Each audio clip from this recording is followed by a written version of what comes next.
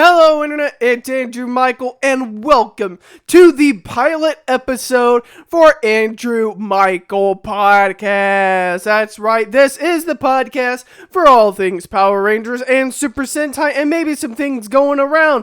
This podcast, like I mentioned, I was going to be doing this and now I am finally releasing this pilot episode, which will be going early out to Patreon members and channel members. So if you would like to see this in early access, head over to patreon.com/AndrewMycol2, and eventually we will have channel members when we get monetization, and then I will release it to you guys here on YouTube. Now, today's episode, we are indeed going to be talking about Power Rangers and the state of Power Rangers and where I think Power Rangers is in 2021. Now, for those that are here for the first time, make sure to subscribe, hit that notification bell, and let's get into it. So, tonight's pilot episode of AndrewMycol Podcast, we're going to be talking about the state of Power Rangers in 2021. Now, obviously, if you don't know, I do stream here on YouTube as well.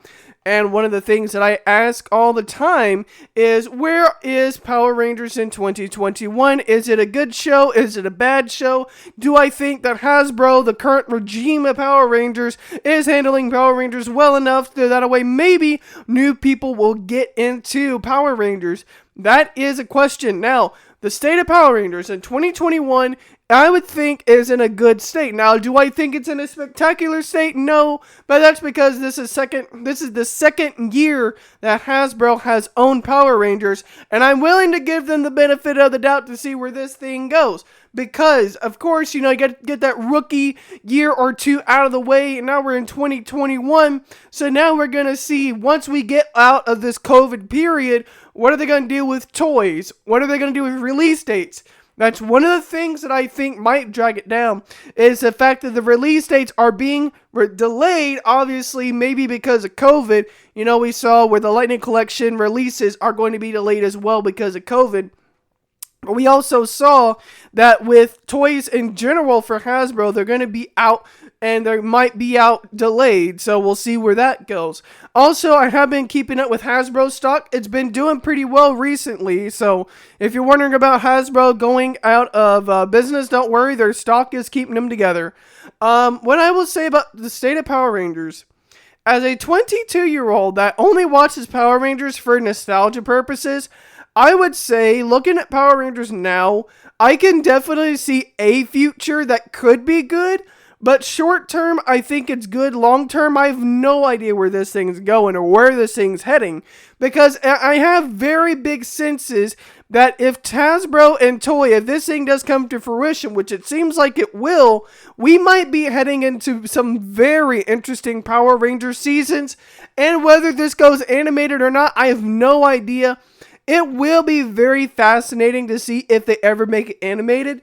What I will say is that when I ask people in my chat if they like Power Rangers, majority of them say they don't like it for some reason, and the reason is because they think it's too boring, right? And that's the thing with Power Rangers, is that your target audience is ages 6 to 13, and if that audience is saying that your stuff is boring, then you got to do something to get people into it. Like, these are the kids that are getting into Among Us. These are the kids that are getting into Friday Night Funkin', or games like Fortnite, or games like PUBG. You have to keep up with what's going on in pop culture today, or else kids are just not going to watch it. And that's the problem with today. A lot of people are not watching cable, especially kids. Kids are spending a lot of time online, and some of them are spending a lot of time on YouTube and on streaming services. So I do like the fact that it was leaked that Dino Fury Season 2 was going to be airing on Netflix, which again is very interesting because they just pulled off the legacy seasons off of Netflix, which again is very fascinating why they would do that in the first place. But regardless, I think the state of Power Rangers in 2021, I think it's in a good state. I don't think it's in a great state because, again, I've been asking people where do they see Power Rangers in 2021, and they just say that kids think it's boring, but people who are like me that are in their 20s that are still watching it, they think they don't mind it, and it's better than what we got with Neo Saban, especially after Megaforce and Super Megaforce. You know, apparently that's the measuring stick where if you're better than Megaforce and Super Megaforce, then you got yourself a good season. And Dino Fury, 8 episodes in so far, has been a good season. Now, we will see also, we're getting a movie as well, and I think that once we get a movie out there in 2022, maybe 2023, you're going to have a lot more eyeballs on Power Rangers. Now, here's the problem with the movie. Don't let it be like 2017 where it's like they just barely get over, the budget. They just barely squeaked away with getting over that budget because that would have undersold, right? They put a lot of money into that movie, and the problem is that movie was just in a different direction than what it normally was. If it was a movie that was like the 1995 movie, then you would have seen that movie do better because that's what people expect. They expect it to be wacky and corny and all these different little things. That's what people want to see, not this edgy PG-13 thing. But we've also seen shows like Stranger Things do better on Netflix. So it'll be interesting to see what Hasbro does with Power Rangers moving forward. Again, I remember the YouTube episode where MMPR Toys talked about how they talked to a YouTube executive and they said that Power Rangers was dead. Now, granted, this is 2018 when Super Ninja Steel was going around. That's how you know that Power Rangers was in a terrible state because, you had Super Ninja Steel. Neo Saban was just ready to get rid of that thing.